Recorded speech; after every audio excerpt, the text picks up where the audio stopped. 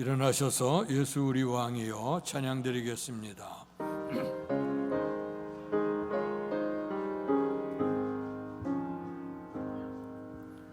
예수 우리 왕이여 이곳에 오셔서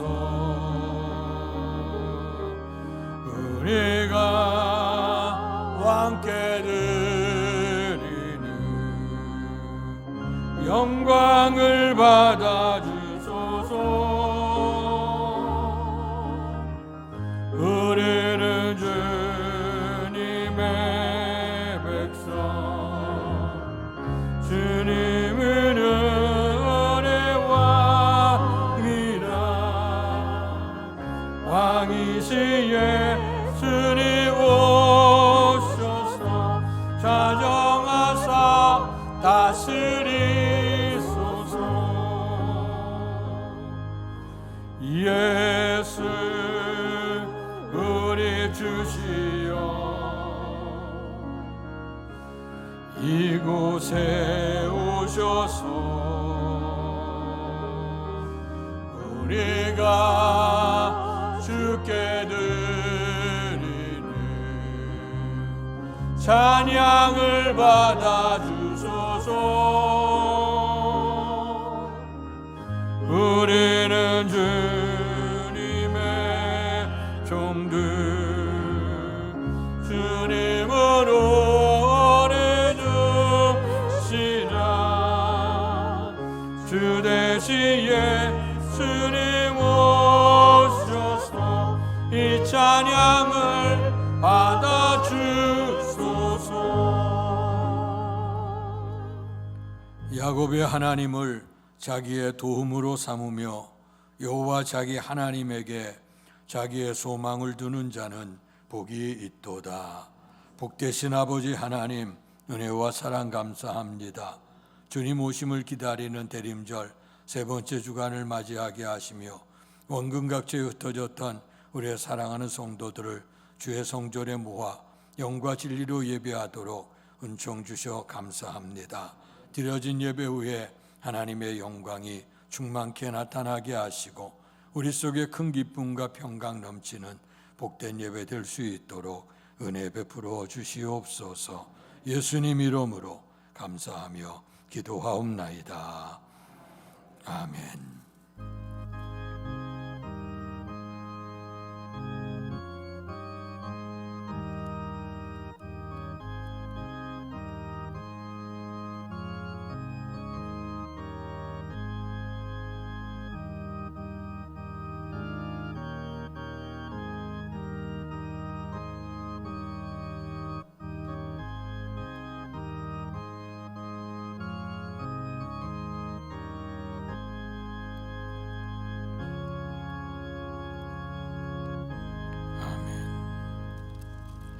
찬송가 180장 하나님의 나팔소리 찬양 드리시겠습니다.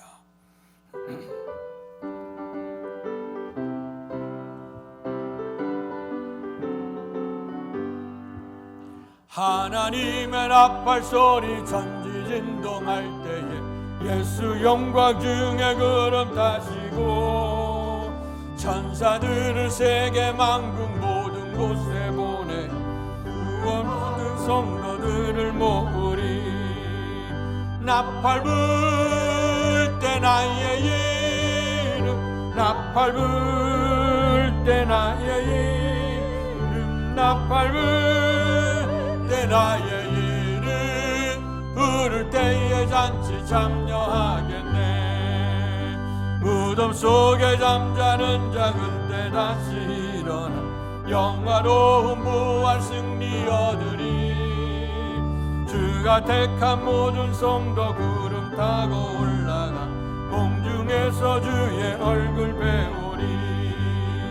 나팔 불 때 나의 이름, 나팔 불 때 나의 이름, 나팔 불 때 나의 이름 부를 때에 잔치 참여하겠네. 주님 다시 오실 날을 우리 알 수 없으니 항상 기도하고 깨어 있어서 기쁨으로 보좌 앞에 우리 나가서도록 그때까지 참고 기다리겠네. 나팔 불 때 나의 이름, 나팔 불 때 나의 이름, 나팔 불 때 나의 이름 부를 때에 잔치 참여하겠네. 아멘. 교동문 117번 구주강림 3번을 교독하겠습니다. 광야와 메마른 땅이 기뻐하며 사막이 백합화같이 피어 즐거워하며 무성하게 피어 기쁜 노래로 즐거워하며 레바논의 영광과 갈멜과 사론의 아름다움을 얻을 것이라. 그것들이 여호와의 영광 곧 우리 하나님의 아름다움을 보리로다. 너희는 약한 손을 강하게 하며 떨리는 무릎을 굳게 하며 겁내는 자들에게 이르기를 굳세어라 두려워하지 말라. 보라 너희 하나님이 오사 보복하시며 갚아주실 것이라. 하나님이 오사 너희를 구하시리라 하라. 그때에 맹인의 눈이 밝을 것이며 못 듣는 사람의 귀가 열릴 것이며 그때에 저는 자는 사슴같이 뛸 것이며 말 못하는 자의 혀는 노래하리니 이는 광야에서 물이 쏟겠고 사막에서 시내가 흐를 것임이라. 뜨거운 사막이 변하여 못이 될 것이며 메마른 땅이 변하여 원천이 될 것이며 승냥이에 눕던 곳에 풀과 갈대와 부들이 날 것이며 거기에 대로가 있어 그 길을 거룩한 길이라 일컫는 바 되리니 깨끗하지 못한 자는 지나가지 못하겠고 오직 구속함을 입은 자들을 위하여 있게 될 것이라. 아멘. 사도신경으로 우리들의 신앙을 고백하겠습니다. 전능하사 천지를 만드신 하나님 아버지를 내가 믿사오며 그 외아들 우리 주 예수 그리스도를 믿사오니 이는 성령으로 잉태하사 동정녀 마리아에게 나시고 본디오 빌라도에게 고난을 받으사 십자가에 못 박혀 죽으시고 장사한 지 사흘 만에 죽은 자 가운데서 다시 살아나시며 하늘에 오르사 전능하신 하나님 우편에 앉아 계시다가 저리로서 산 자와 죽은 자를 심판하러 오시리라. 성령을 믿사오며 거룩한 공회와 성도가 서로 교통하는 것과 죄를 사하여 주시는 것과 몸이 다시 사는 것과 영원히 사는 것을 믿사옵나이다. 아멘. 성령 6장으로 하나님께 영광 돌리시겠습니다. 목소리 높여서 주 찬양하여라. 영광과 권세와 존귀와 위엄을 오늘이 다스리시는 만왕의 왕께 돌려라.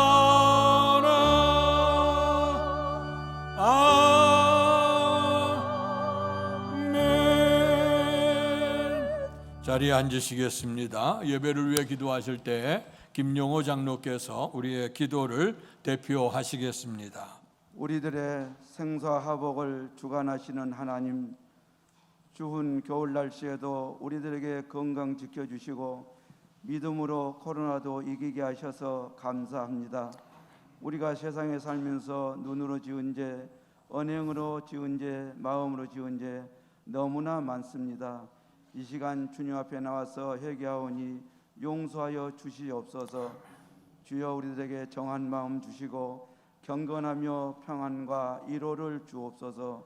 마지막 달을 보내면서 부족한 것 채워주시고 주의 사랑을 받게 하여 주옵소서. 올해 한 해에도 말씀을 먹고 의지하며 매일매일 살아왔습니다.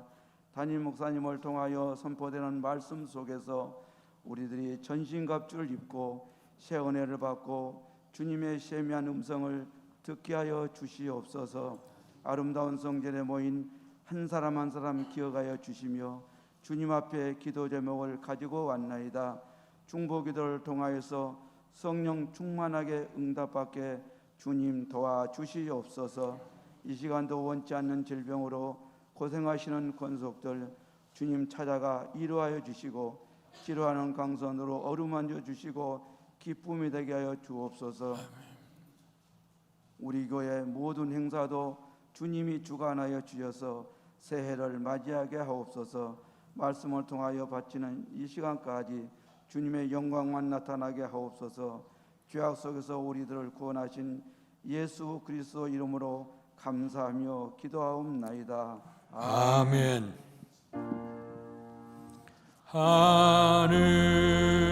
하늘에 계신 아버지 이름 거룩하사 주님 나라 임하시고 뜻이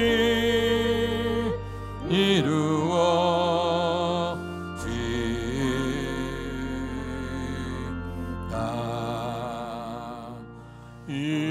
일용할 양식 주시고 우리들의 큰 죄 다 용서하옵시고 또 시험에 들게 마시고 악에서 구원하소서. 대개 주의 나라 주의 권세 주의 영광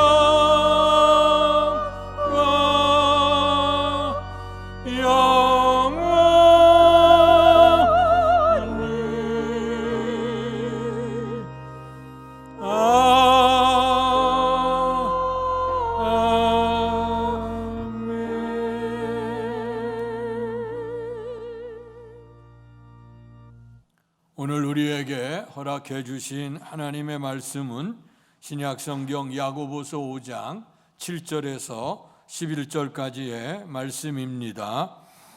신약성경 375페이지입니다. 제가 한 절, 여러분들 한 절 교독하겠습니다.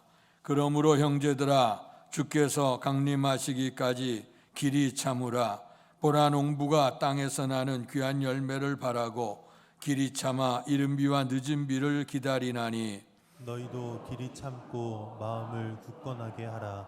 주의 강림이 가까우니라. 형제들아 서로 원망하지 말라. 그리하여야 심판을 면하리라. 보라 심판주가 주 밖에 서 계시니라. 형제들아 주의 이름으로 말한 선지자들을 고난과 오래 참음의 본으로 삼으라. 보라 인내하는 자를 우리가 복되다 하나니 너희가 욥의 인내를 들었고 주께서 주신 결말을 보았거니와 주는 가장 자비하시고 긍휼히 여기시는 이시니라. 아멘. 이 시간 애절중 장단 나오셔서 우리 주님을 찬양하겠습니다.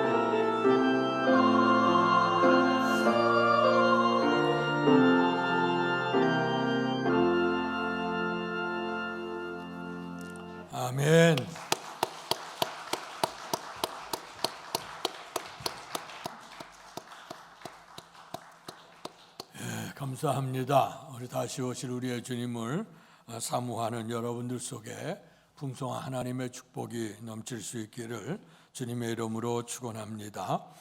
2022년의 마지막 달이고 결산의 달입니다. 또 교회력으로는 이제 우리의 주님 다시 오심을 기다리는 대림절 기간 세 번째 주간을 맞이했습니다. 대림절 첫 번째 주간에는 그날과 그때에 아무도 알 수 없으니 항상 깨어 있으라고 하는 말씀을 드렸고, 두 번째는 이제 주님이 오시는 길을 잘 준비를 해라. 그래서 높은 산과 작은 산, 우리 인간의 교만들이 다 꺾어져야 될 것이고, 그리고 우리 속에 있는 마음의 상처들, 골짜기들은 다 메워져야 될 것이고, 또 우리의 마음속에 성령의 아름다운 열매들이 있어야 되는데 마음속에 여러 가지 불순한 많은 그런 모습들, 원망, 울평, 시기, 질투하는 이런 모든 모습들이 우리 속에서 다 제거되어져서 편안한 길로 가야 될 것이고, 그리고 또 구분 생각들, 우리 한번 삐뚤어 가게 되면 생각도 삶도 다 삐뚤어 가거든요. 그래서 이제 구분기를 곱게 만들어, 그것은 이제 길을, 주님이 오시는 길을 준비하는 길이지만 실상은 우리의 심령 속에 오실 우리의 주님을 사모하면서 기다리는 그 말씀을 드렸고요. 오늘 이제 우리의 주님이 오시게 되는데 그날, 그때는 우리가 알 수 없으니까 주의 길을 준비하면서 따라서 하시죠. 길이 참으라. 이제 주님 오실 때까지 우리가 해야 될 것은 길이 참는 것, 어쩌면 그 인내한다고 하는 것, 정말 귀한 일이죠. 그래서 이 말씀을 가지고 같이 은혜를 나누길 원합니다. 오늘 그리스도께서 이제 오신 것, 우리의 이 대림절이라는 기간은 전에도 말씀했습니다마는 우리가 처음 오실 주님이 아니라 이제 다시 오실 주님, 처음에 오실 때는 우리를 구원하시기 위해서 인간의 몸으로 인간처럼 낮아지시고 또 우리에게 당할 고난과 순환을 다 담당하셨죠. 그리고 나서 우리의 죄의 짐을 다 지시고 십자가에 못 박혀서 피를 흘림으로 우리의 모든 죄를 속죄해 주셨습니다. 그리고 무덤 가운데 있다가 부활하셔서 승천에 올라가시면서 이제 우리들이 있을 처소를 예비하시고 다시 오신다고 하셨습니다. 이제 오늘 우리가 기다리는 대림절, 성탄절 이제 전 4주간을 기다리고 있습니다마는 초림에서 오실 주님이 아니라 물론 그분도 환영하고 축하하지만 그러나 다시 오시게 될 우리의 주님을 깨워서 준비하기 위해서 대림절 절기가 있어집니다.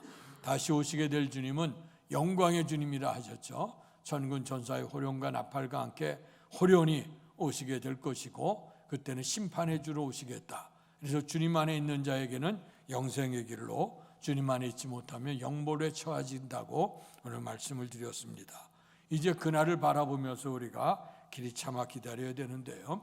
이제 그리스도의 복음이 증거되어질 때 예수님께서도 주변에 우리 주님의 말씀을 들으러 온 사람들에게 말씀했죠.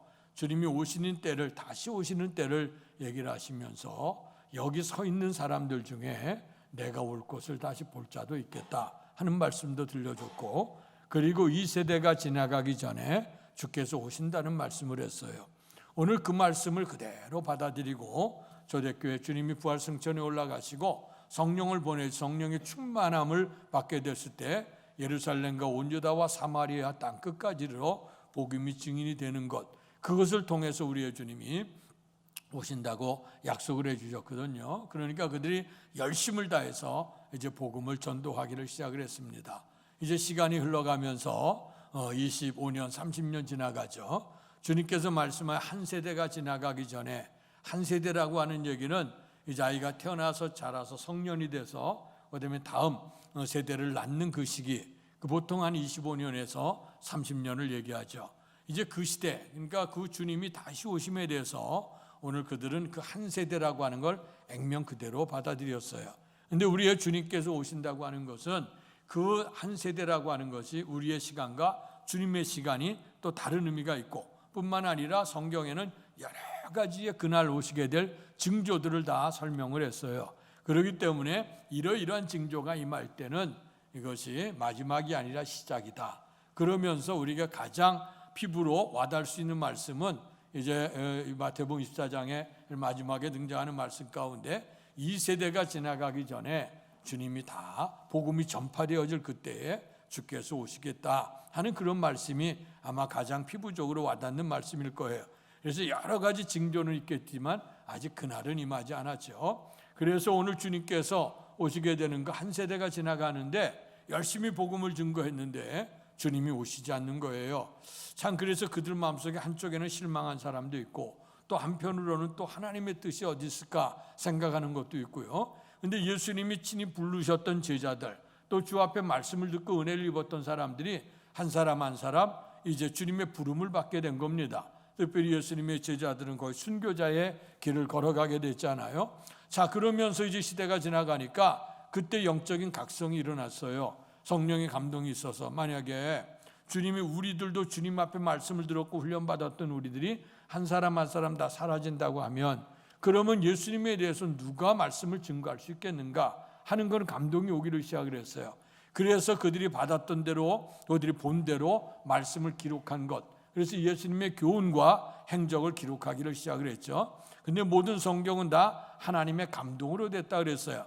하나님의 감동으로 그것을 기록하기 시작했을 때 우리가 주로 복음서로 마태, 마가, 누가, 요한복음, 그래서 예수님의 교훈과 행적을 기록하고, 당신들의 세대는 떠나간다 할지라도 다시 이제 주님에 대해서 믿고 또 의지해야 될 그런 모든 사람들에게는 하나님의 주어진 말씀에 대한 선포를 통해서 그들이 주님을 믿을 수 있도록 이제 그렇게 인도하게 되어진 것이죠. 그래서 오늘, 그런데 실질적으로 주님께서 한 세대라고 얘기했을 때 그 세대, 성경에 보면 하루가 천년 같기도 하고 천년이 하루 같다고도 얘기를 했죠. 그 야곱이 아내를 얻으면서 그 밧단 아람에 내려가 고생을 할 때는 그 7년이 며칠처럼 여겼다. 그러니까 우리가 기쁘고 즐거운 마음으로 시간을 보내면 순식간에 가게 되는데, 그런데 이제 우리가 지겹도록 살게 되면 하루 한 시간이라도 천년처럼 보내는 그런 시간이 될 수 있거든요.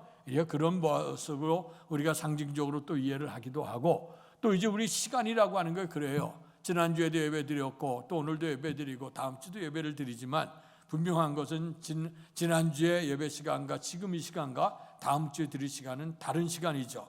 우리에게 주어진 시간은 한 번 지나가면 돌이킬 수 없어요. 그래서 기독교의 신앙관, 시간관은 종말론적이라고 얘기를 해요.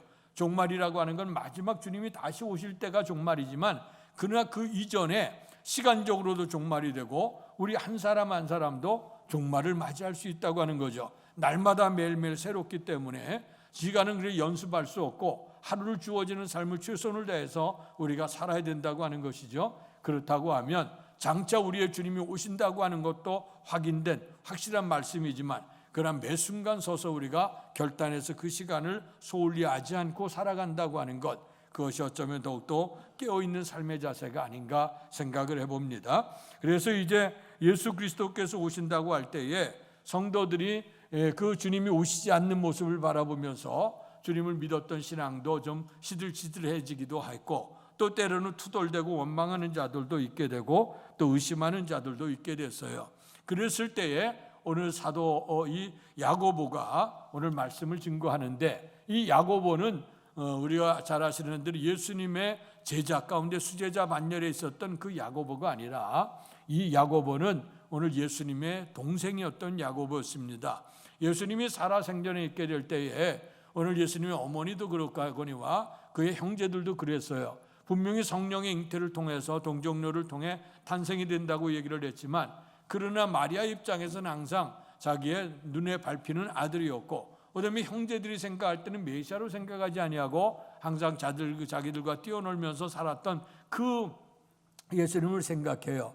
그러니까 그 예수님이 말씀을 증거하면서 다니실 때도 오늘 그들은 예수님을 메시아로 생각을 하지 못했죠.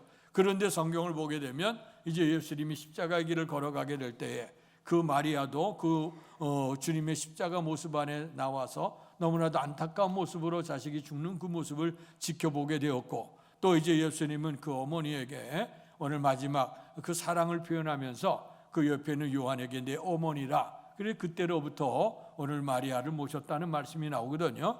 자, 이제 그런 상황이 이제 지나가게 되어지면서 오늘 그 예수님이 십자가에 달리시고 그 다음에 부활하시고 그 다음에 승천에 올라가시면서 이제 내가 너희들이 했을 처소를 예비하고 다시 올 거다. 그러니까 너희가 성령의 충만한 마음을 받고 하나님의 뜻대로 이제 열심히 복음 전도하라는 말씀을 증거했죠. 그런데 이제 주님이 승천에 올라가시고 난 후에 그다음에 그 120명의 성도들이 마가의 다락방에 모여서 기도에 전혀 힘쓰게 됐어요. 근데 사도행전 1장에 보면 그 말씀을 얘기하면서 거기엔 예수님의 제자들도 그리고 예수님의 형제들도 같이 와서 어머니와 같이 예배를 드리고 기도를 했다 하는 장면이 나오거든요.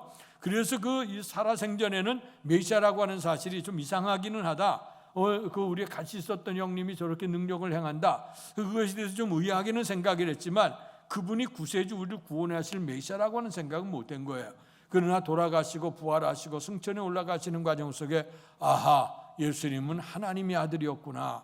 그리고 예수님은 구세주가 되셨구나. 메시아요 그리스도라고 하는 사실을 깨닫게 됐고 믿게 됐어요. 그래부터 그가 열심히 신앙생활함으로 말미암아 초대교회 지도자가 됐습니다. 그래서 초대교회 은혜를 입고 이방에게 전도를 하게 됐을 때 사도 바울 또 바나바 이들이 선교사로 파송됐다가 다시 들어와서 예루살렘 교회에 와서 보고를 하게 되는 내용. 그 전까지만 해도 유대인들은 오늘 유대인들만 기독교인이 되어야 된다, 하나님의 사람이 되어야 된다고 생각했는데 그런 하나님의 섭리가 바울을 통해서 바나바를 통해서 이제 복음이 증거되어지게 되고 또 증거된 현장 속에서 그들이 보고를 가지고 와서 선교 보고를 하는 거예요. 예루살렘 교회에 와서 공의하게 될 때 그때의 예루살렘 교회 최고 지도자가 누구냐 하면 야고보였습니다. 그러니까 그가 예수님의 동생이었음에도 불구하고 어쩌면 마음에 갈등이 많았을 거예요. 형제가 메시아라니. 아마 그러나 그가 있었던 그 모습들을 바라보면서 메시아임을 증거하게 되고 초대교회 지도자가 됐고, 자, 이런 시대 속에서 마음으로 갈등하는 그들에게 이제 주님께서 분명히 오신다고 약속하셨으니 저들에게 이 말씀을 들려주어야 되겠다 하는 생각으로 오늘의 말씀을 전하게 된 것입니다. 그래서 오늘 7절에 보면 그러므로 형제들아 주께서 강림하시기까지 길이 참아라 하고 말씀을 합니다. 주님이 다시 오실 때까지 길이 참아라. 왜 주님이 오실 때까지 참으라고 얘기를 했냐 하면 여기 8절에 보면 주님의 강림이 가깝다. 그다음에 9절에 보면 주님의 심판주가 문 밖에 서 계신다 하는 말씀을 합니다.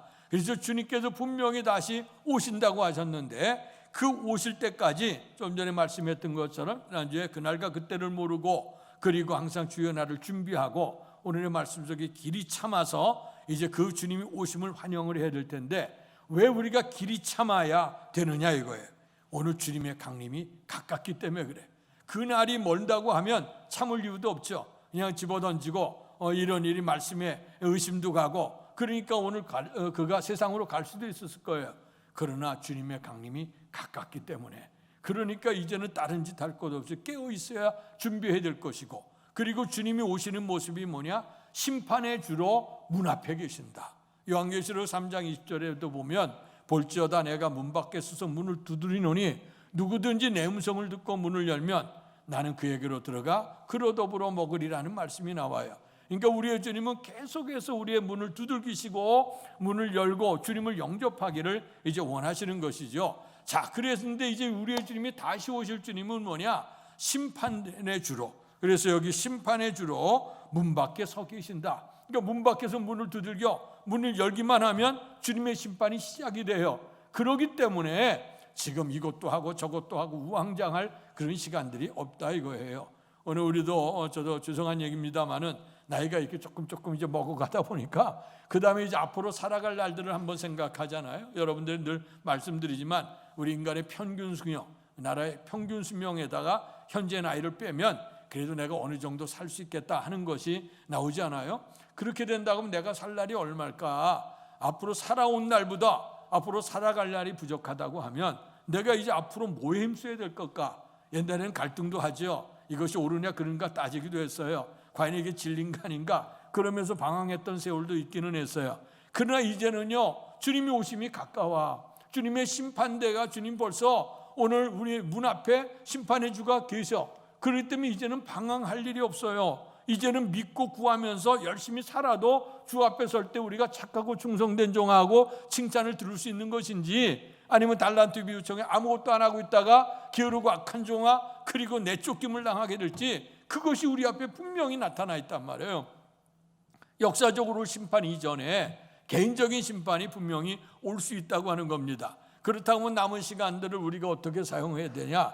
최선을 다해서 하나님 앞에 깨어 있어야 될 것이고, 또 그날 모르니까 길이 참으면서 인내하면서 기다리는 성도들이 되어야 될 줄로 믿습니다. 근데 기다리게 될 때 어떤 자세를 가져야 되느냐? 7절에 보니까 마음을 굳건하게 해라. 그리고 9절에 보면 원망하지 말아라. 마음을 굳건히 하고 원망하지 말아라. 주님께서 분명히 오실 것이다. 흔들리지 말아라 이거예요. 그리고 원망하고 투덜댈 거 없다. 주님이 오시는지 안 오시는지, 응답이 되는지 안 되는지, 예수 믿고 복 받는 것인지 안 받는 것인지 이러면서 투덜대면서 원망할 이유가 없다는 거. 분명히 주님의 때는 너무 가깝다는 거예요.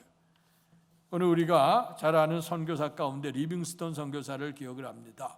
그 리빙스턴 선교사는 어린 시절에 교회에서 예배를 드리는데 그 담임 목사님이 아프리카에 대한 얘기를 합니다. 아프리카 사람들은 미개하기도 하고 배운 것도 없고, 그다음에 또 굉장히 그 위생적으로 열악하고 삶이 너무나도 곤고하니 저들에게 가서 더군다나 하나님을 모르니 그들에게 하나님의 말씀을 전해야 되고, 그래서 이제 우리가 선교를 해야 된다. 그래서 이제 설교를 하시고 그다음에 이제 헌금을 하게 됐어요. 선교헌금을 하게 되는데, 그러니까 성도님들은 이제 아프리카 선교를 위해서 이제 헌금들을 내기를 시작했죠.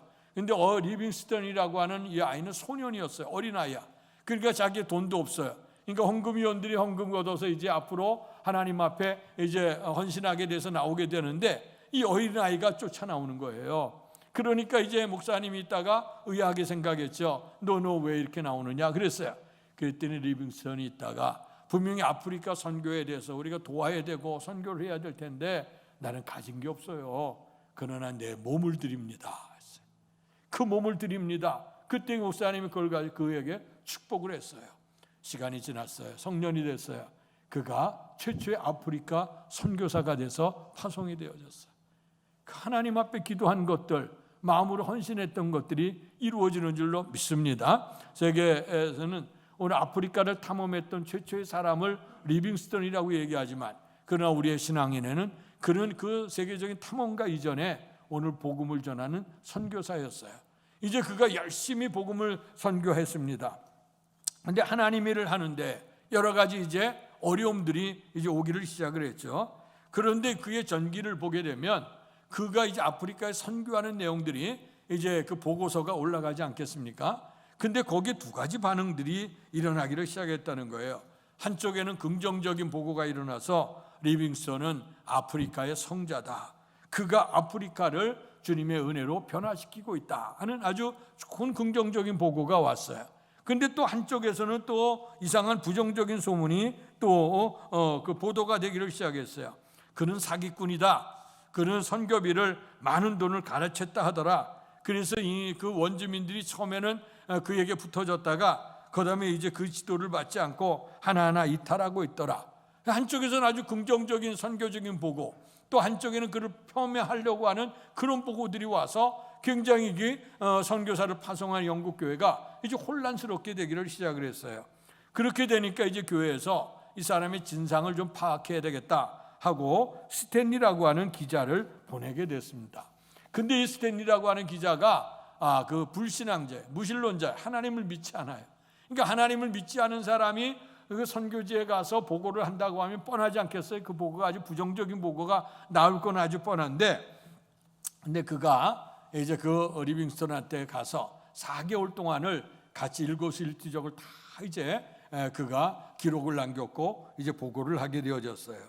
근데 그가 조금 전에 말씀했던 것처럼 처음으로 그가 아프리카 가서 리빙스턴을 그것을 조사하러 들어갔을 때는 무신론자였어요. 근데 4개월 동안 리빙스턴을 따라다니면서 오늘 말씀 듣고 행하는 그 모습을 바라다 보면서 오늘 그가 기독교인이 되어졌어요. 근데 훗날에 왜 그가 기독교인이 됐을까 하고 밝히게 되어졌는데, 오늘 리빙스턴이 그렇게 엄청난 오해를 받고 때로는 박해를 받고 또 선교지에서 선교비를 보내냐 마냐 끊어야 되냐 뭐 이런 상황까지도 나오고, 그 다음에 또 안팎으로 어려움을 당하는데도 불구하고 리빙스턴은 그렇게 참고 견디더라는 거예요. 당신의 성품 가운데도 견딜 수 없게 되고, 어쩌면 이렇게 성품이 견딜 수 있을까? 사람으로 어떻게 겨룰 수 있을까? 그럴 때 그 마음에 의문이 들면서 이거는 사람의 힘이 아니다.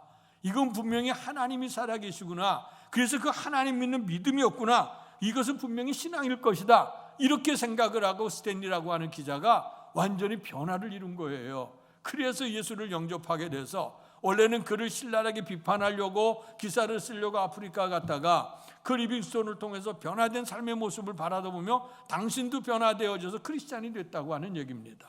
사랑하는 성도 여러분, 이제 우리의 신앙이라고 하는 것이 그래요. 주님의 강림이 가깝기 때문에 우리가 항상 깨어서 어떤 일이 있다 할지라도 마음을 굳건하게 하고 서로 시비가 없이 원망하지 말고 항상 감사한 마음으로 살아야 돼. 그래야 우리는 정말 흔히들 얘기하잖아요. 시간을 얘기할 때 우리가 사랑하기만 하며 살기도 부족한 시간인데 미워할 시간이 어디 있느냐, 우리가 그런 얘기 하잖아요. 특별히 신앙 안에서는 감사할 일이 많은데 원망 불평할 시간이 어디 있어. 기도하면서 하나님 앞에 구하기도 부족한데 염려와 근심할 시간이 어디 있습니까? 항상 주 안에 기뻐하며 살아갈 수 있는 시간도 부족한데 말이에요. 늘면서 울면서 우울하게 살아 지낼 필요가 없죠. 왜냐? 살아계신 하나님이, 선하신 하나님께서 우리에게 전부도 나중에 더 좋게 하시고 선하신 하나님이 은총을 베푼다고 하면 이제 주님은 반드시 오실 것이고 오셔서 우리를 영광으로 하나님 나라 데려가게 할 것이니 우리가 그때를 바라며 길이 참으면서 마음을 굳건하게 하시고 그리고 원망하지 마시고 믿음으로 사시기를 주의 이름으로 축원합니다. 자, 그렇다고 하면 우리가 원망하지 아니하고 굳건히 하면서 주님이 오시는 길을 길이 참을 수 있는 이유가 뭘까? 앞서 갔던 성도들의 모습, 하나님 말씀을 기준으로 하는 거예요. 오늘의 말씀에 보면 세 가지의 사람들을 얘기합니다. 첫째는 농부의 비유를 들었고요. 두 번째는 선지자의 고난과 오래 참음에 대한 얘기를 했고요. 세 번째는 욥의 인내에 관한 말씀을 들려주고 있어요. 그러면서 그 말씀을 들려주면서 공통적으로 하는 말씀이 있는데 뭐냐면 그러므로 형제들아 주께서 강림해 하시기까지 길이 참으라 보라 하는 말씀을 합니다. 그 다음에 9절에도 보면 보라 심판주가 문 밖에 서 계시니라 합니다. 11절에도 보면 보라 인내하는 자를 우리가 복되다 하리니 하는 말씀이 나와요. 여기 그러니까 오늘 우리가 인내하면서 길이 참을 수 있는 비결은 뭐냐? 바라보는 거예요. 믿음은 바라는 것들의 실상이고 보이지 않는 것들의 증거니 선진들이 이로써 증거를 얻었다고 했습니다. 바라는 것과 실상은 다르죠. 왜냐하면 바라보는 것은 아직 이루어지지 않은 거예요. 실상은 눈으로 보고 만질 수 있는 거예요. 근데 믿음은 현재는 아무것도 아니지만 그냥 믿고 가면 실상이 이루어지는 것이고 보이지 않는 것들의 증거라 오늘 우리가 보이지 않는 것이 믿음으로 가게 되면 증거로 확신하게 된다는 거예요. 믿음은 여기 있습니다. 오늘 우리가 허황된 것을 붙들고 허황된 거 흔들려가는 것을 믿는 게 아닙니다. 분명히 살아 역사하시고 지금도 우리 함께 하셔서 히브리서 11장 6절에 있는 것처럼 믿음이 없이는 하나님을 기쁘시게 하지 못하나니 하나님께 나가는 자는 그가 계신 것과 그를 찾는 자들에게 반드시 상 주시는 힘을 믿어야 할지니라. 아멘. 그래서 이 믿음을 가지고 나가는 거예요. 세상에 있는 사람도 신령 가지고 가죠. 할 수 있다는 그 소망을 가지고 나가서 정말 사람들 일반 사람이 할 수 없는 위대한 일들을 남겨놓지 않습니까? 그러나 우리는 그런 신념보다 더 높은 게 있는데 뭐냐? 내게 능력 주시는 자 안에서 모든 걸 할 수 있는 그 믿음인 줄로 믿습니다. 그래서 오늘 성경은 우리에게 항상 믿음의 길을 얘기하면서 앞서갔던 신앙인들 그것을 바라보라고 오늘 주님께서는 말씀해 주십니다. 그래서 성경에 보면 보라고 하는 얘기들이 굉장히 많이 등장을 하죠. 시편 이사야 7장 14절에 보면 주님께서 이제 오실 것에 대해서 미리 징조를 하면서 그러므로 주께서 친히 징조를 너희에게 주실 것이라. 보라 처녀가 잉태하여 아들을 낳을 것이요 그의 이름을 임마누엘이라 하리라. 아멘. 예수님이 오시기 수백 년 전에 벌써 이사야를 통해서 처녀가 잉태하여 아들을 낳을 것인데 그 이름을 임마누엘이라 하는 말씀을 들려주셨어요. 그때에 보라 처녀가 잉태하여 하나님 말씀 그대로 응답이 된다는 거예요. 성경은 항상 우리 말씀 속에 하나님이 역사하심에 대해서 보라고 얘기해요. 또 마가복음 14장에 보면 예수님께서 십자가에 잡히시기 전날 밤에 이제 겟세마네 동산에 올라가 기도하시게 되지 않습니까? 그가 이제 마지막 십자가를 져야 되는 것이 인간적인 입장에서는 굉장히 힘들고 어려운 일이에요. 고통스러운 일이에요. 그래서 사랑하는 제자들 이끌고 가고 거기서 세 제자 베드로와 야고보와 요한을 데리며 가까이 이르면서 그들에게 내가 고민하여 죽게 됐는데 너희들 나와 함께 기도하자. 그러놓고 기도하라 그러고 또 한 멀쩡히 가서 주님께서는 기도했어요. 그때 기도의 내용이 뭐냐면 주여 할 만하시거늘 이 잔을 나에게서 지나가게 하옵소서. 그러나 나의 원대로 마시고 아버지의 원대로 되기를 원합니다 하는 기도를 해요. 그러면 예수님은 이 땅에 올 때 참 인간의 모습, 참 하나님의 모습으로 오셔서 오늘 주님께서 고난의 길을 걸어가는 건 뭐냐면 인간으로 심히 고통스러운 일이에요. 하나님이 전지전능하신 하나님의 능력이라고 하면 내가 죽지 않고도 구원시킬 수 있는 방법이 따로 있을 텐데 충분히 가능한 얘기죠. 그러니 주님께서 이것 말고 다른 방법으로도 주님이 하십시오. 그러나 성경은 피 흘림이 없은즉 주의 사함이 없어. 어린 양이 우리 죄를 대신했던 것처럼 예수님의 피가 흘려 인류의 죄를 사하게 하시는 것이 하나님의 뜻이었기 때문에 오늘 인간적인 입장에 연약한 모습은 보이지만 그 하나님의 뜻을 알기 때문에 나의 원대로 마시고 아버지의 원대로 되기를 원합니다 하고 이제 기도한 거예요. 이래서 기도할 때 어떤 모습으로 기도했냐, 얼마나 애쓰고 힘써 기도했는지, 애쓰고 힘써 기도하시니 이마에서 떨어지는 땀방울이 핏방울처럼 되어 떨어졌다. 생명을 내놓고 기도하는 기도 현장 아니겠어요? 그렇게 기도하고 제자들한테 와서 보니 그 제자들은 주님의 마음을 알 수 없어. 그러니까 깊이 잠들어 있어요. 그러니까 흔들어 깨우면서 내가 심히 죽게 됐는데, 고민해 죽게 됐는데 나와 함께 잠시도 깨어 있을 수 없느냐. 두 번째 흔들어 가서 두 번째 기도하고 오니 또 잠들어 있어요. 세 번째도 기도하고 보니까 또 잠들어 있어. 주님의 마음과는 상관이 없는 게 제자들의 모습이죠. 너희들은 마음에는 있는데 육신이 약하구나. 그러면서 뭐라고 말씀하시냐면 세 번째 오셔서 그들에게 이르시되 이제는 자고 쉬라. 그만 되었다. 때가 왔도다. 보라, 인자가 죄인의 손에 팔리느니라. 말씀 그대로 주님이 이 땅에 오셔서 구원자로 이제 십자가에 돌려가실 그 길을 얘기하면서 보라 하고 얘기를 하고 있어요. 자, 우리의 믿음의 근거가 뭘까? 인내하는 것도 오늘 아까 말씀에 그날과 그때를 모르지만 깨어 있어야 될 것이고, 주님이 오시는 길을 준비해야 될 것이고, 그리고 주님의 말씀 안에서 이 어려운 시기 속에서 길이 지켜야 될 그 이유가 뭐냐? 앞서 갔던 하나님의 말씀, 그 하나님 앞서 갔던 믿음의 선배들의 그 기록들, 이것을 바라보며 그 말씀이 약속으로 끝나는 게 아니라 그대로 성취되어진다고 하는 것. 믿음은 바라는 것들의 실상이요 보이지 않는 것들의 증거인데, 선진들이로서 증거를 얻었다고 하는 그 말씀을 바라보면서, 바라보는 자는 믿게 되지 않아요? 희망을 갖지 않습니까? 소망을 갖지 않아요? 마침내 믿음을 가지고 나가게 될 때에 오늘 믿음대로 되는 역사가 있게 될 줄로 믿습니다. 그러면서 구체적으로 세 사람의 비유를 얘기하는데 짧게 좀 생각해 보겠어요. 7절에 보니 같이 한번 7절을 읽겠습니다. 시작. 그러므로 형제들아, 주께서 강림하시기까지 길이 참으라. 보라, 농부가 땅에서 나는 귀한 열매를 바라고 길이 참아 이른 비와 늦은 비를 기다리나니. 아멘. 여기 보니까 보라, 땅에서 나는 열매를 바라보고 길이 참아 이른 비와 늦은 비를 기다린다. 농부들이 씨를 뿌리러 나가요. 파종을 하게 되어지게 될 때에 분명히 파종할 때 마음은 어떤 마음이죠? 씨는 뿌리지만 그의 마음속은 이미 바라는 것들이 실상이에요. 보이지 않는 것들이 증거입니다. 씨를 뿌리지만 그 씨가 점점 자라서 열매가 될 것이라고 하는 소망을 가지는 거예요. 그 마음을 가지고 씨를 뿌리지 않습니까? 그때에 길이 참아서 뿌린다. 그 다음에 이른 비와 늦은 비인데 우리하고는 계절이 좀 달라요. 그 팔레스틴은 10월과 11월 달에 씨를 뿌려요. 그리고 이제 추수해서 거둘 때가 3월 달, 4월 달 그때가 됩니다. 그러면 농사를 짓때 씨를 뿌리기 전에는 항상 비가 있어야 돼요. 비가 있어야 씨를 뿌린 다음에 뿌리를 내리고 자라 올라가죠. 그다음에 추수 때가 되면 늦은 비가 있어야 돼. 그래서 비가 흘려져야 곡식이 알차게 들을 수 있는 그 역사가 일어나거든요. 그러니까 오늘 항상 농사를 짓는데 하늘에서부터 오는 비가 필요하죠.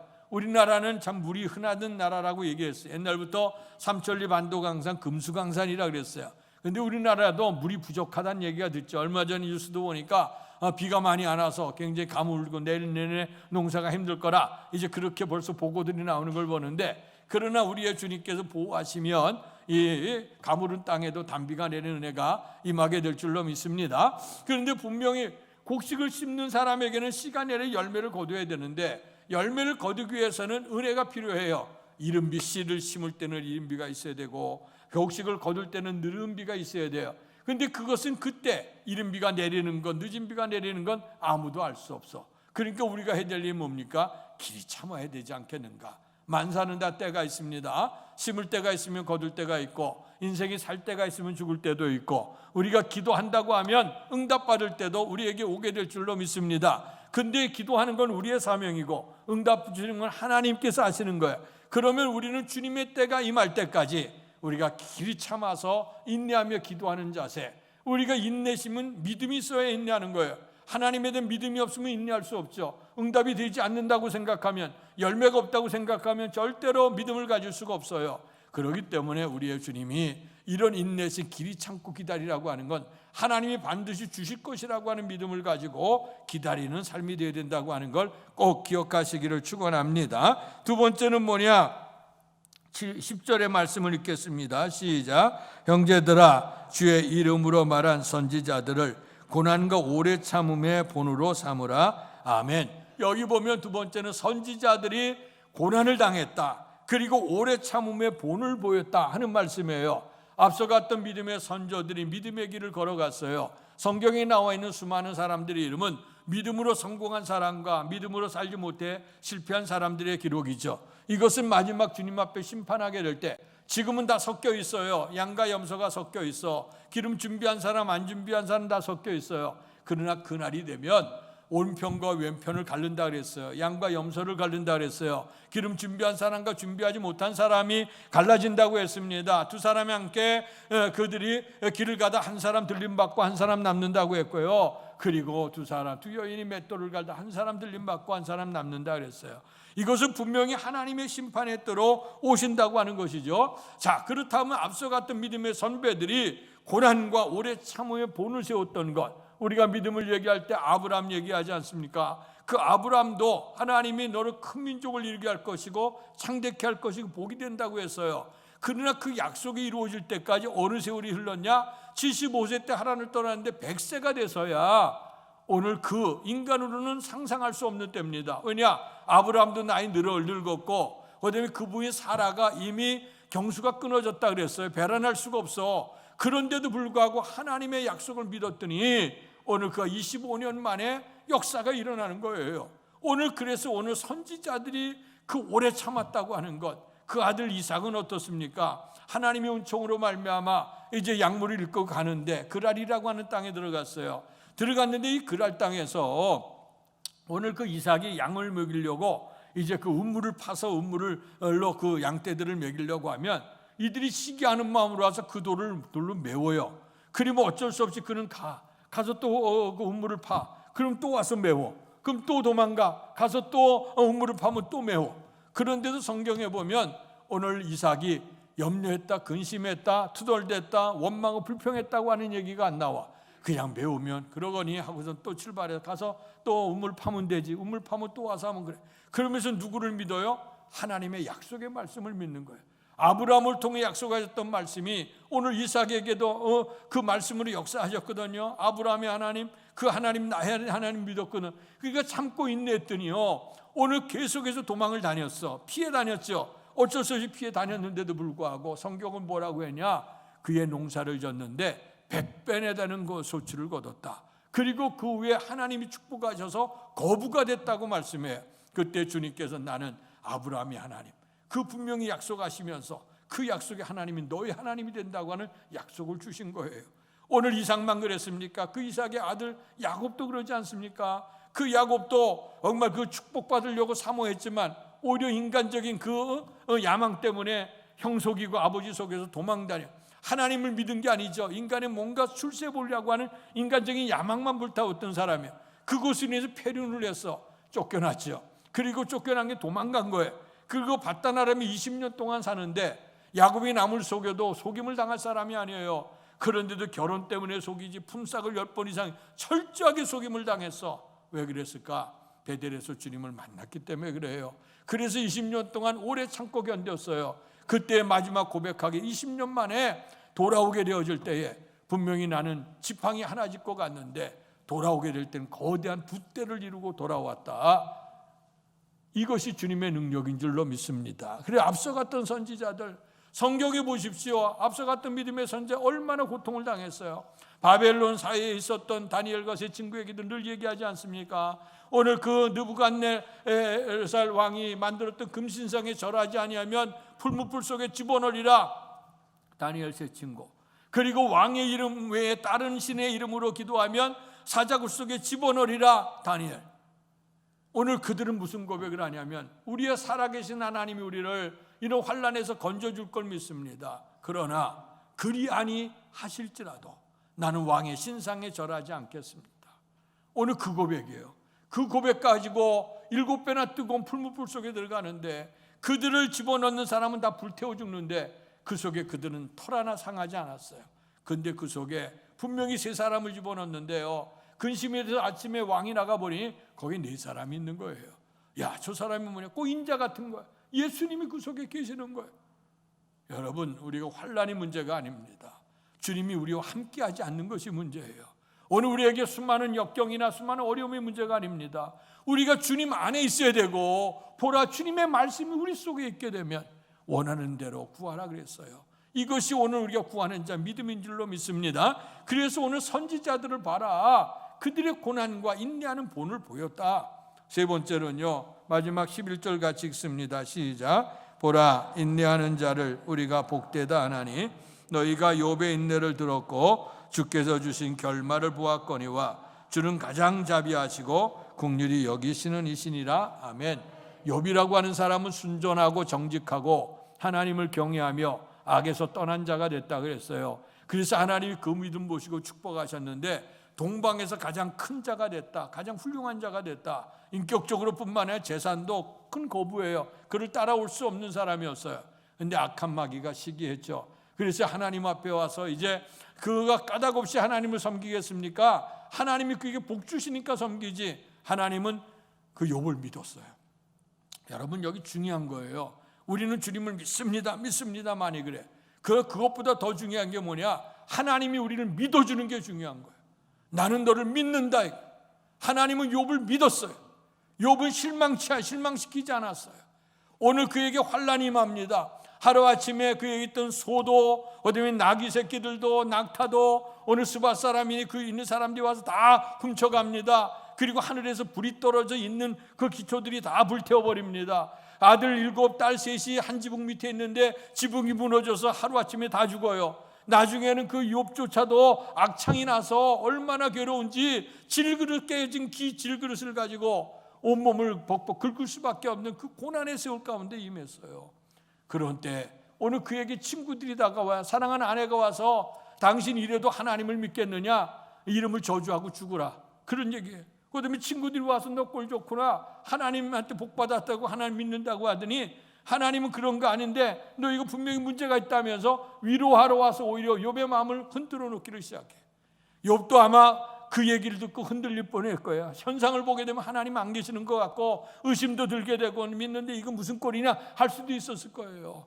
그런데도 욥은 그러지 않았어요. 어리석구나.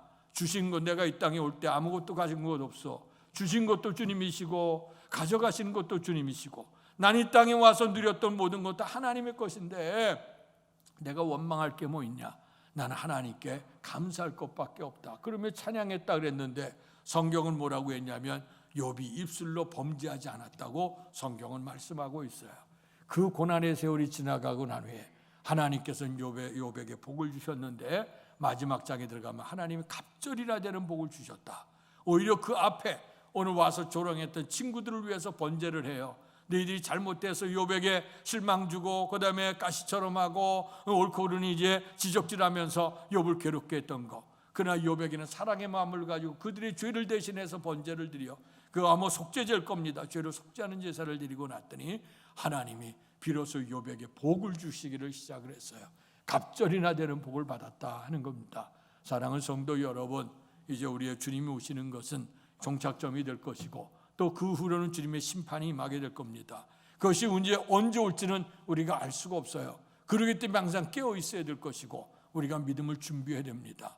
준비하면서 그날과 그때를 모르니까 오늘 말씀처럼 길이 참아야 될 겁니다. 이 길이 참게 되어지게 될 때에 오늘 주님께서 오시게 되어지게 되면 우리의 신앙도 믿음도 주님 앞에 인정이 될 것이고 마침내 착하고 충성된 종아 내가 작은 에 충성했으니 더 많은 것을 맡길 것이고 내 주인의 즐거움에 참여할 것이라고 하는 놀라운 영광의 자리에 들어가는 복이 저와 여러분의 복이 되기를 주님의 이름으로 축원합니다. 복되신 아버지 하나님, 은혜와 사랑 감사합니다.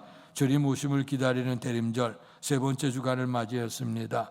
그날과 그때는 알 수 없으니 깨어 있으라 하셨고, 주님이 오시는 길을 준비하라고 하셨으며, 그날과 그때 물으니 우리가 항상 길이 참으라고 말씀했습니다. 농부의 비유를 통해서, 선지자들의 고난고를 참음을 통해서 오늘 인내하는 자를 복되다 하나니 욥의 인내를 우리에게 가르쳐 주셨습니다.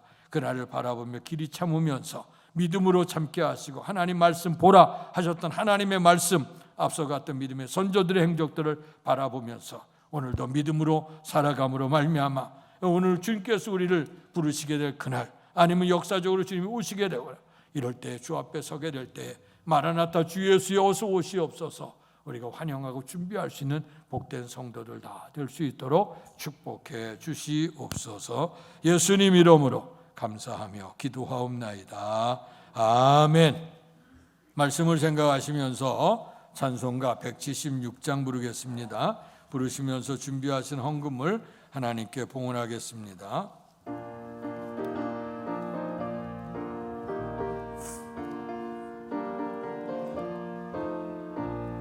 주 어느 때 다시 오실는지 아는 이가 없으니, 등 밝히고 너는 깨어 있어 주를 반겨맞으라. 주 안에서 우리 몸과 마음이 깨끗하게 되어서 주 예수님 다시 오실 때에 모두 기쁨으로 맞으라. 주 오늘에 다시 오신다면 부끄러움 없을까? 잘하였다 주님 칭찬하며 우리 맞아주실까? 주 안에서 우리 몸과 마음이 깨끗하게 되어서 주 예수님 다시 오실 때에 모두 기쁨으로 맞으라. 주 예수님 맡겨주신 일에 모두 충성 다했나? 내 맘속에 확신 넘칠 때에 영원한 식 없겠네. 주 안에서 우리 몸과 마음이 깨끗하게 되어서 주 예수님 다시 오실 때에 모두 기쁨으로 일어나서 헌신하겠습니다. 주 예수님 언제 오실는지 한밤에나 낮에나 늘 깨어서 주님 만든 성도 주의 영광 보겠네. 주 안에서 우리 몸과 마음이 깨끗하게 되어서 주 예수님 다시 오실 때에 모두 기쁨으로 맞으라. 복되신 아버지 하나님, 대림절 세 번째 주간을 맞이하며 주의 강림이 하시기까지 길이 참으라고 말씀해 주셨습니다. 오늘 마음을 굳게 하고 원망하지 말라고 했습니다. 농부의 비유를 통해서 또 선지자들의 고난과 오래 참음을 통해서 인내하는 자를 복되게 하나니 욥의 인내를 들었다고 했습니다. 보라, 이 말씀을 가지고 이 어려운 시대, 험난한 시대, 다시는 돌이킬 수 없는 종말의 때를 살아가는 우리들이 늘 깨어서 길이 참으면서 주의 나라를 사모하는 성도들이 되도록 축복해 주시옵소서. 이런 귀한 하나님의 나라를 우리에게 선물로 주시는 주님의 은혜를 기억하며 오늘도 정성을 다해서 귀한 예물을 드리오니 하나님 기뻐 받아 주시옵소서. 생사화복이 하나님께로부터 옴을 알고 주께서 모든 것 주셨음을 신앙으로 고백하며 온전한 11조 주 앞에 구별하여 드린 성도들을 축복해 주옵소서. 저들의 11조를 하나님의 창고에 드리게 될 때 하나님께서 하늘문을 여시고 저들에게 복을 주시고 쌓을 것이 없도록 부어주신다고 약속하신 것 분명히 시험해 보라고까지도 말씀하셨습니다. 아무쪼록 이 복이 믿음으로 받게 주옵소서. 범사에 감사하는 성도들, 감사하는 기도 제목마다 기억하시고 날마다 삶 속에 함께 하시고 인도하시고 축복 주실 주님의 은혜를 기억하며 항상 감사가 넘치도록 복 내려 주옵소서. 주일원금 드리고 선경금 드린 성도들 기억하시고 오늘 주님의 제단이 이곳에 세워지게 하여 주시고 떨어진 이삭을 주 알곡으로 만드시는 아름다운 교회로 세워주시니 감사합니다. 사명을 위해 드려진 예물들이 아름답게 선교적인 사명 위에 쓰여지도록 복 내려 주옵소서. 또 하나님 앞에서 자원하는 마음으로 또 특별한 기도 제목을 가지고 주 앞에 드려진 성도들을 기억해 주옵소서. 주의 성전을 위하여 주님을 사랑하는 마음으로 드렸으니 저들의 삶 속에 기도 제목은 응답받게 하시고 저들의 헌신은 기뻐 받으시며 하나님 나라를 위해 아름답게 사용되도록 복 내려 주옵소서. 주 앞에 예배를 드릴까지 이 모양 저 모양 봉사하고 수고한 모든 분들을 기억하시고 저들의 수고를 갚아 주시옵소서. 그리고 강단미아로 또 성도의 천을 제공하는 가정을 기억해 주옵소서. 아름다운 가정 되게 하시고 주님을 섬겨 의지하는 가정이 되게 하시고 자녀들도 이제 새로 세워지는 가정 위에도 주님의 축복이 넘칠 수 있도록 큰 복을 베풀어 주시옵소서. 못다 구한 것까지도 하나님 기억하시길 원하고 특별히 우리가 늘 하나님의 은총에 감사하며 깨어 기도하는 삶이 되도록 복 내려 주시옵소서. 예수님 이름으로 감사하며 기도하옵나이다. 아멘.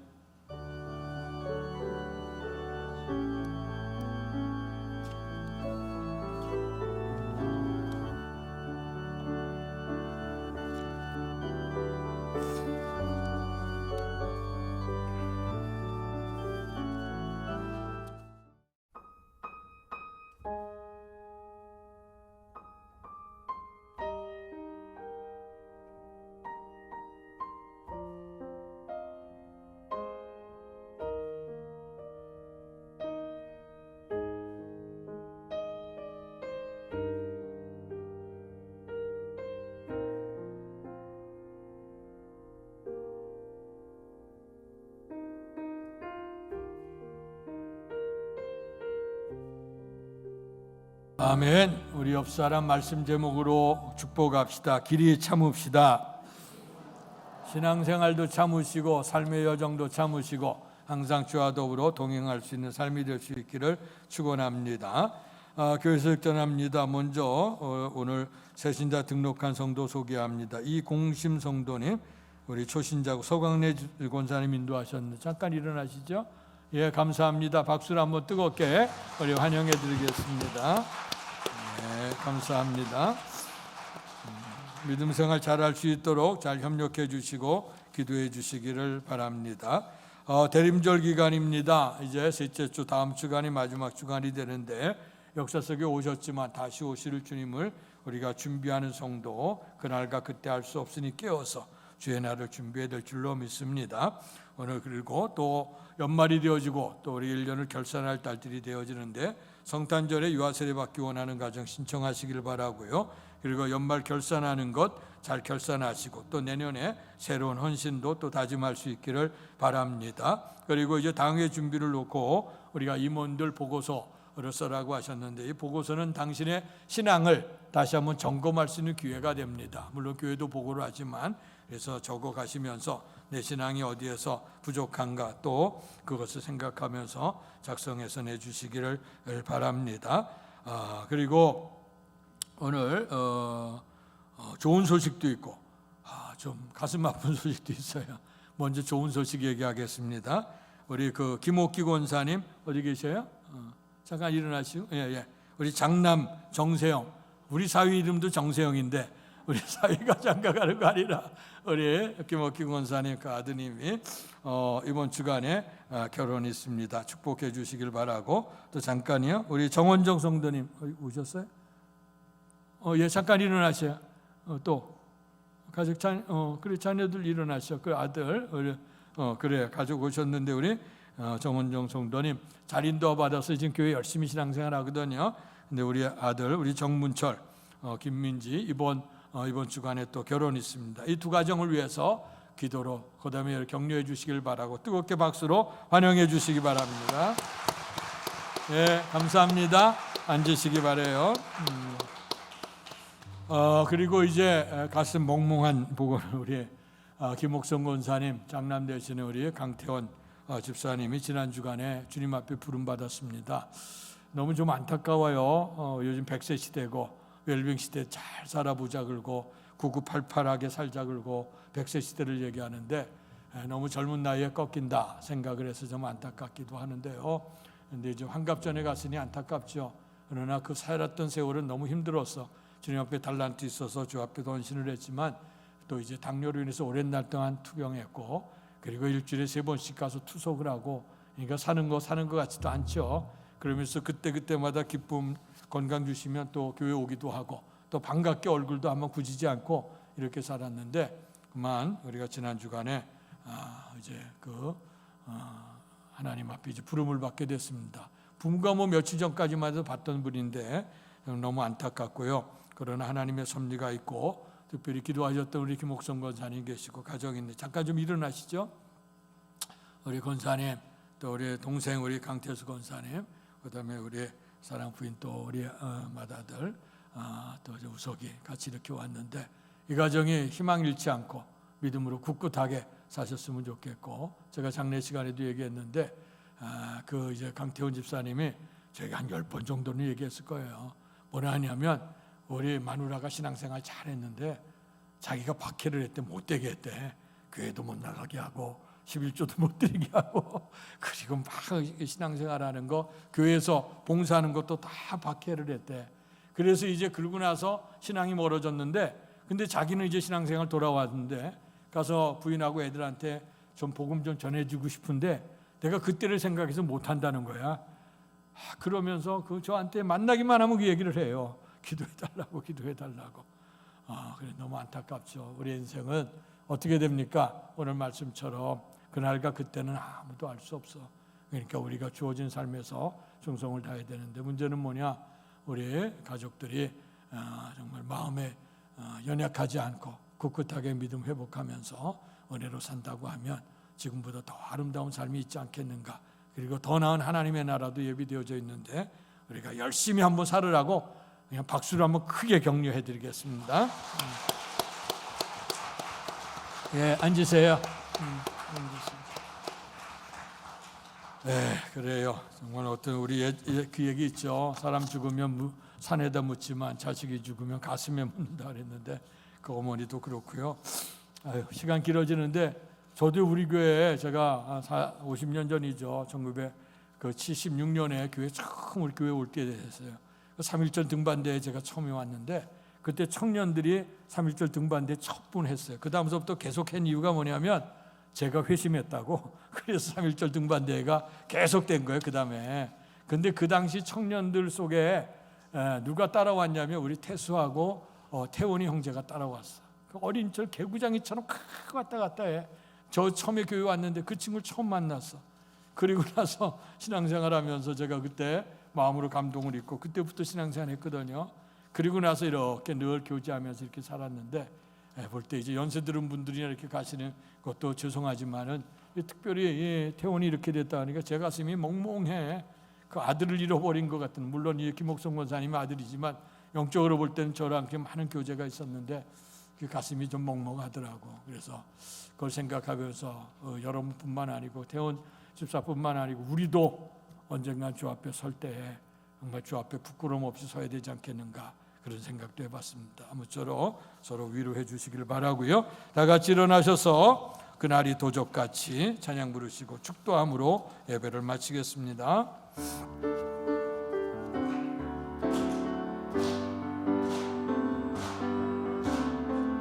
그날이 도적같이 이를 줄 너희는 모르느냐. 늘 깨어 있으라, 잠들지 말아라, 주님과 동행하라.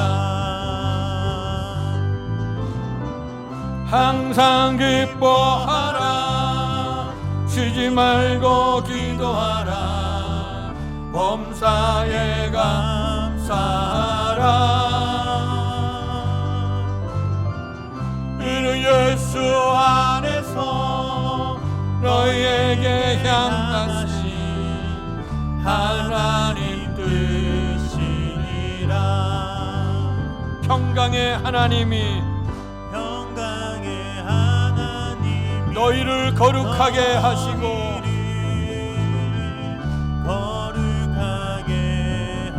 온몸과 영혼이 주 오실 그날에 금없기 원하노라. 항상 기뻐하라. 항상 기뻐하라. 쉬지 말고 기도하라. 범사에 감사하라. 이는 예수 안에서 너희에게 향하신 하나님 뜻이니라. 복되신 아버지 하나님, 우리의 주님 오심을 기다리는 대림절 세 번째 주간입니다.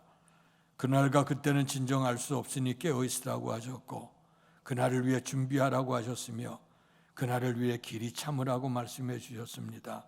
생각하지 않았던 때, 원하지 않았던 때에 우리의 주님이 오시게 되고, 또 주님이 오시기 전에 개인적인 종말도 항상 있게 됩니다.